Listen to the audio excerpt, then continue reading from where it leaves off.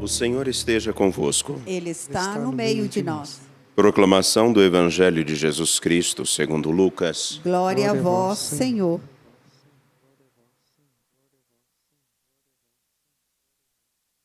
Naquele tempo, quando Jesus se aproximou de Jerusalém e viu a cidade, começou a chorar e disse: Se tu também compreendesses hoje o que te pode trazer a paz.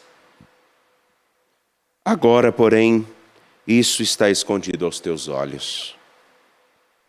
Dias virão em que os inimigos farão trincheiras contra ti e te cercarão de todos os lados. Eles esmagarão a ti e a teus filhos, e não deixarão em ti pedra sobre pedra, porque tu não reconheceste o tempo em que foste visitada. Palavra da salvação. Glória a vós, Senhor. Nesta quinta-feira, e aqui no santuário, quinta-feira de adoração, hoje às 8 horas da noite nós temos a adoração que já está sendo organizada. Nos encontramos com você, que é membro da família dos devotos de Nossa Senhora da Piedade e que nos ajuda a chegar a tantos lugares, porque você é quem dá sustento financeiro para que possamos ter esse canal de comunicação. É você quem dá o sustento para conseguirmos também manter esta casa. Você nos ajuda a ajudarmos muitas pessoas, como, por exemplo, somente na área da educação, nós temos mais de 3.000 crianças que são atendidas gratuitamente, e parte desse atendimento se deve também à sua contribuição. Agradecer a você que nos acompanha pela TV Horizonte, pela Rádio América.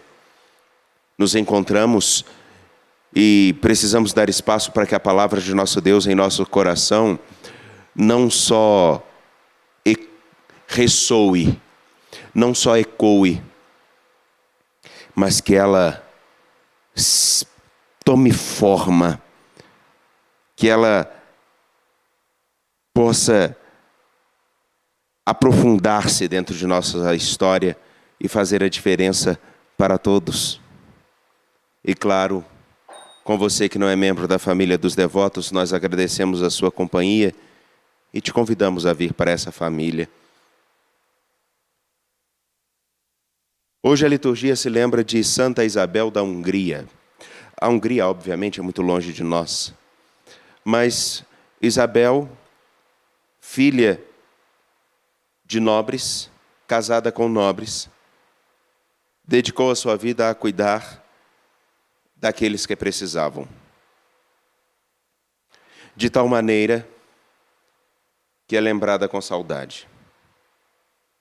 Existem outros que não só cuidaram dos pobres, mas assumiram fazer da sua vida um presente. Existem pessoas que, quando nós nos encontramos, elas realmente são presentes. A sua palavra, o seu gesto, o seu compromisso conosco são preciosidades. E levando em consideração que a vida de cada pessoa é um mistério que nem todos nós conseguimos abarcar e perscrutar, como, por exemplo, vou dar um exemplo simples. Tempos atrás saiu uma reportagem de um homem em situação de rua, um morador de rua, que estava bastante debilitado, e as pessoas olhavam para ele e pensavam simplesmente que ele era um dependente químico. E era. Mas tinha mais histórias atrás daquilo. Ele era um mistério vivo. Um homem que falava, se não me engano, na época, 5 línguas. Uma excelente faculdade. De uma família não rica, mas de boas condições. E que morreu em situação de rua, mas que era uma potência intelectual. A vida daquele homem era um mistério para todos que estavam ao seu redor e para aqueles que se encontravam com ele.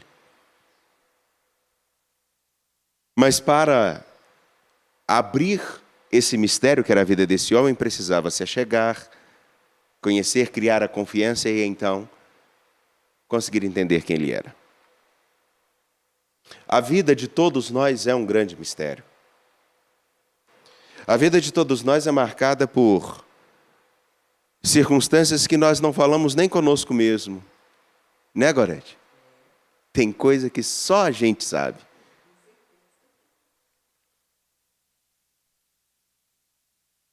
E o livro da nossa história particular, ele leva muito tempo para ser aberto.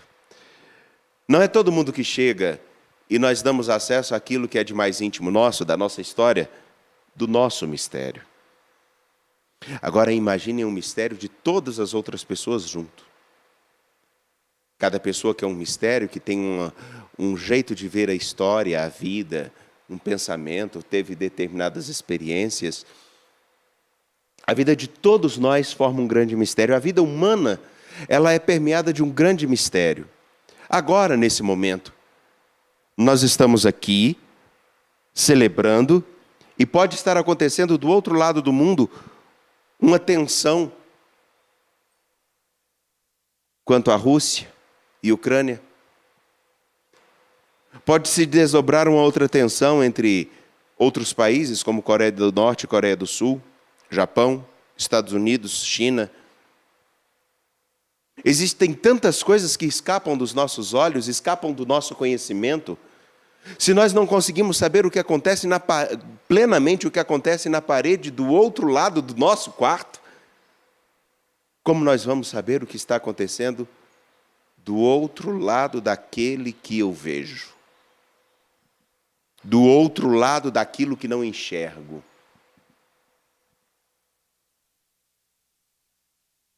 A vida tem a sua beleza, mas a vida também é um mistério. Um mistério que todos os dias somos exigidos a dar uma resposta e a renovar a nossa esperança. Um mistério que em alguns casos parece ser mais tomado pela iniquidade, pela maldade, pela tristeza, pela violência, pela corrupção.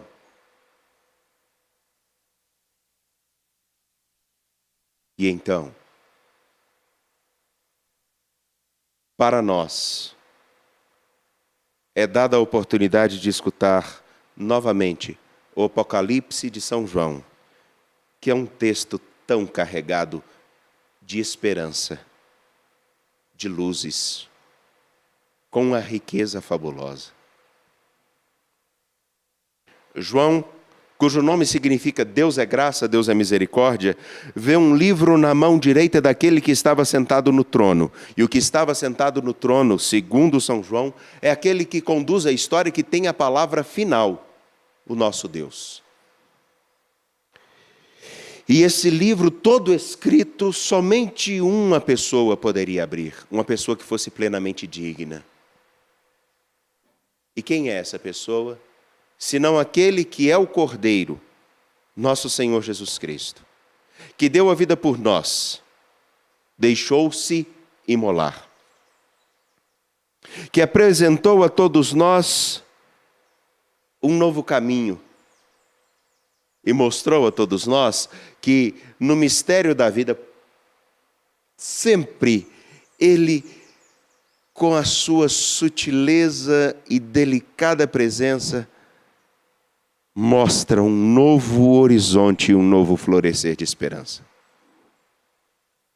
Esse é quem tem o Espírito, a plenitude do Espírito, é Ele que pode abrir o livro que tem todas as anotações e toda a clareza do que significa a história, minha e sua.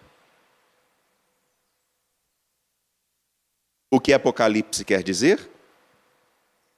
Que no fundo, por mais que nós achemos que a nossa prepotência e a nossa força é quem faz a diferença, Porque por mais que nós pensemos que temos as respostas, por mais que nós nos roguemos tamanha autoridade, quem é aquele que tem a compreensão do grande mistério da vida?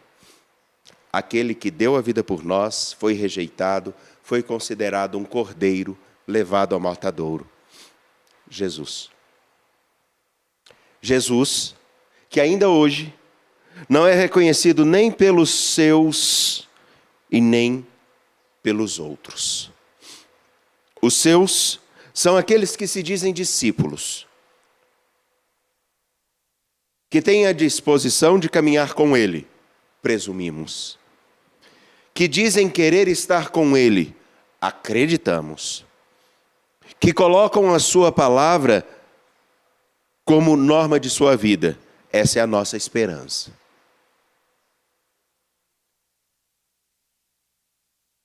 Ele,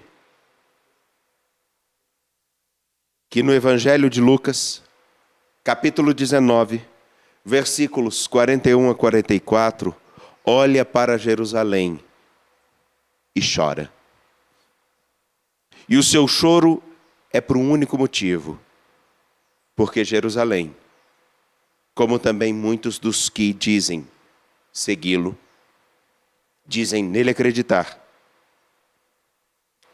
e dizem ter a sua palavra como norma,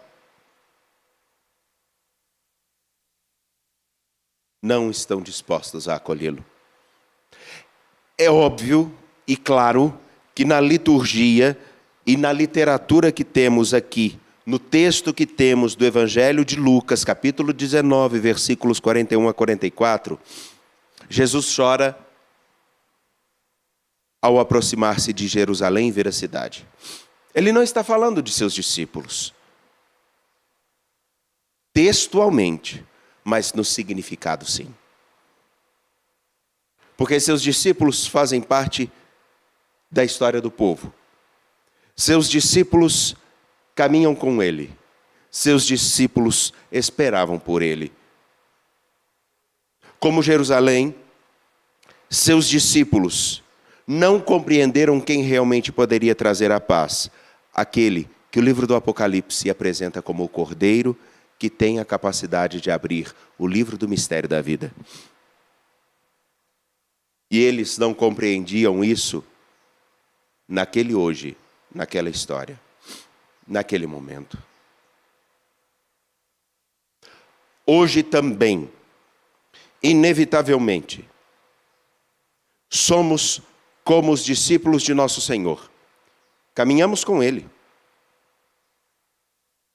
Estamos seguindo a Ele. E a Jerusalém que se coloca à frente de nosso Senhor não é mais uma mera cidade. Ele se aproxima da Jerusalém, não é a cidade de BH ou qualquer outra cidade que nós possamos dar o nome. É o lugar onde existe a vida humana.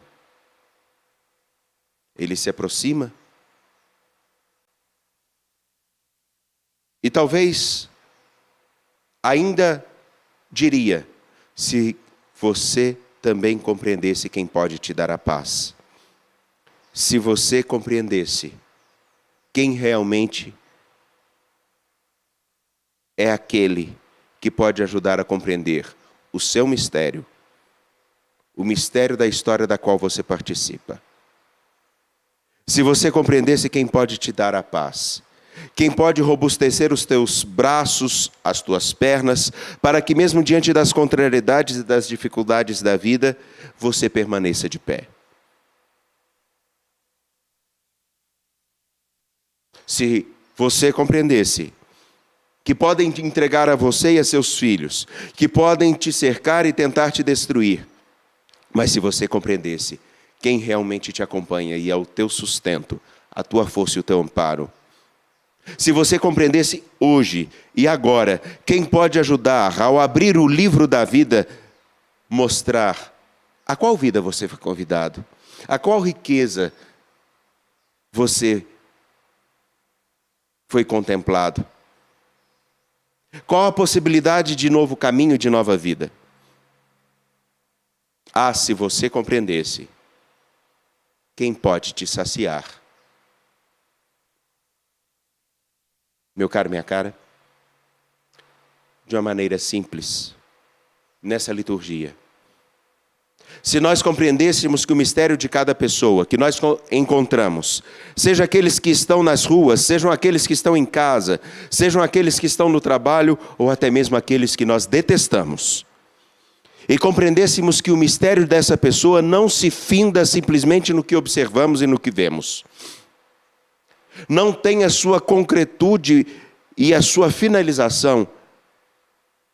Se nós compreendêssemos que cada pessoa é muito mais do que aquilo que conseguimos dizer dela, se nós entendêssemos que a nossa história, ela é muito maior do que aquilo que fazemos, nós teríamos um novo olhar para o que vivemos, para o que podemos ser, para o que podemos viver. E hoje, o que mais falta não é falar de Jesus. Não é falar que se espera a salvação de nosso Deus, como Jerusalém, assim, também tinha aqueles que falavam em Jerusalém. Mas é uma outra coisa. É o de abrir-se para acolher aquele que é realmente o Senhor da história, Jesus Cristo. Aquele que faz com que o livro de nossa vida, ao ser lido, mostre o seu esplendor. É aquele que se dispõe em conosco escrever uma nova forma de viver e uma nova página. Começar um novo capítulo. Se nós simplesmente deixássemos que as nossas ilusões e nossas paixões, aquilo que enche os nossos olhos, não fosse maior do que aquele que nós devemos carregar em nossos corações. Jesus chora ao ver Jerusalém, porque a pior dor é saber que você pode fazer algo para alguém, oferecer a esse alguém um novo caminho. Você está disposto a caminhar com ele, estender-lhe a mão, ajudá-lo, mas ainda assim, mesmo tendo experimentado um novo caminho, uma nova forma de vida, ele preferir ficar na tristeza, na morte. Me lembro uma situação na qual uma jovem, eu ainda bem novo, uma jovem envolvida com algumas situações de vício e, portanto, para sustentar o vício precisava também vender-se. Tentou-se oferecer a ela um novo caminho, um grupo de pessoas assumiram caminhar com ela e dar a ela novas oportunidades, estarem sempre à disposição. Ofereceu-se tudo que podia. Mas aí esbarrou-se num limite. Chegou um momento que ela não quis mais.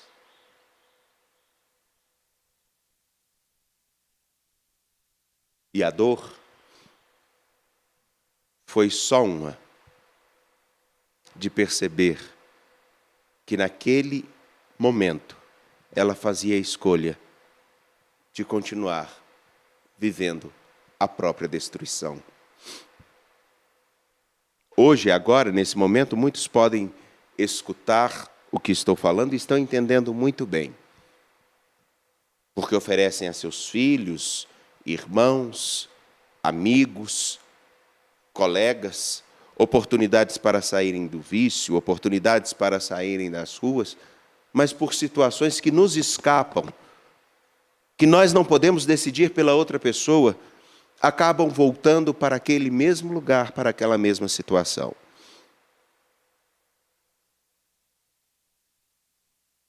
E isso é muito triste. Estender a mão para ajudar e a pessoa se recusar é triste. Mas não nos esqueçamos. No fim da história, existe aquele que tem a palavra final. Nosso Senhor Jesus Cristo. Ele que revela o mistério pleno da vida. E ainda que nós não possamos fazer tudo, e nós não podemos, a diferença é se nós fizemos tudo o que podíamos. Isabel da Hungria fez tudo o que estava ao seu alcance. Nós, como os discípulos de Jesus Cristo, precisamos fazer tudo o que esteja ao nosso alcance no hoje, buscando viver hoje a oferta de vida que Ele nos dá, para que possamos sim nos reconstruir, mas também para que possamos reconstruir a outros. Porque a vida sim é um mistério, mas ela tem uma beleza tão grande. E eu me recuso a acreditar que o mal realmente tenha a palavra final. Porque eu acredito naquele que imolado, morto, vivo e ressuscitado, abre o livro da vida. E Ele é quem tem a palavra final. É nele que creio. E você?